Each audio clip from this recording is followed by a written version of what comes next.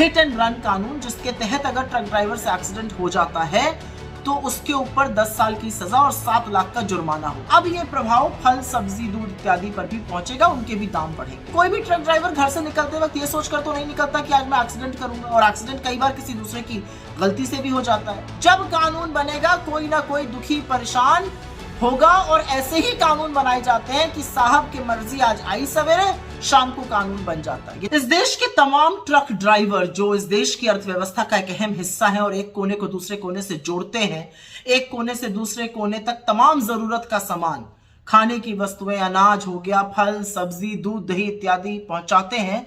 आज क्षुब्ध है, नाराज है, दुखी है और परेशान थकार होकर उन्होंने हड़ताल घोषित कर दी है। मीलों लंबी लाइन लगी हुई है ट्रक की, ऑलरेडी सप्लाई डिसरप्शन की खबरें आ रही हैं, तमाम फोटो आ रही हैं जहां पर पेट्रोल पंप पे ना पेट्रोल है ना डीजल है। और अब ये प्रभाव फल, सब्जी, दूध इत्यादि पर भी पहुंचेगा, उनके भी दाम बढ़ेंगे, क्योंकि यही मेन जरिया होता है ट्रांसपोर्ट का, ट्रक। ऐसा क्यों हो रहा है? क्योंकि सरकार एक कानून लेकर आई है, हिट एंड रन कानून, जिसके तहत अगर ट्रक ड्राइवर से एक्सीडेंट हो जाता है तो उसके ऊपर 10 साल की सजा और 7 लाख का जुर्माना होगा। ज्यादातर ट्रक ड्राइवर गरीब तबके से आते हैं, अगर इनको इतनी बड़ी सजा हो जाए तो ये चुका तो पाएंगे नहीं, और इनके घर पर 2 जून की रोटी कमाने वाला कोई नहीं है। तो इस तरह का कानून क्यों बना? और ये एक पैटर्न है, और इसी से थका कर ट्रक ड्राइवरों ने हड़ताल घोषित की है। क्योंकि कोई भी ट्रक ड्राइवर घर से निकलते वक्त ये सोचकर तो नहीं निकलता कि आज मैं एक्सीडेंट करूंगा, और एक्सीडेंट कई बार किसी दूसरे की गलती से भी हो जाता है।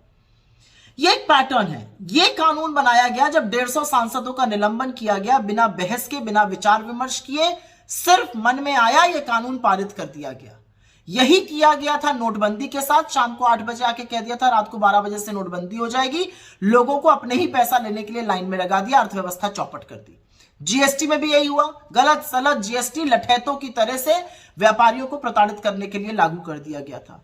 काले कानूनों के साथ, कृषि कानूनों के साथ भी ये हुआ। मुंह की खानी पड़ी, लेकिन 750 किसानों की शहादत हुई, और 1.25 साल तक किसान अपने हक की मांग करते रहे खुले आसमान के नीचे बैठकर।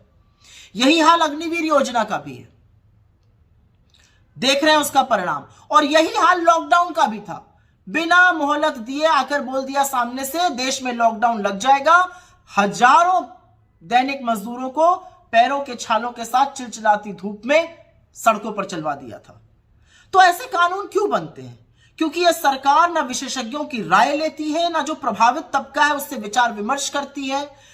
ऑपोजिशन तो बहुत दूर की बात है, विपक्ष से चर्चा करना तो बहुत दूर की बात है। संसद की समितियों तक के कानून जाते हैं, सेलेक्ट कमेटी ना स्टैंडिंग कमेटी। ये एक पैटर्न है, जब कानून बनेगा कोई ना कोई दुखी परेशान होगा, और ऐसे ही कानून बनाए जाते हैं कि साहब की मर्जी आज आई सवेरे, शाम को कानून बन जाता है। ये तुगलकी फरमानों की सरकार है, ये न्याय संगत कानून की सरकार नहीं है। लेकिन ये जो हिट एंड रन कानून है, इसके चलते ट्रक ड्राइवर परेशान है, वो अर्थव्यवस्था का एक अहम हिस्सा है, और यहां पर समाधान खोजना जरूरी है। सरकार को पूरी तरह से पुनर्विचार करना चाहिए, नहीं तो इसके परिणाम बहुत अहम होने वाले हैं।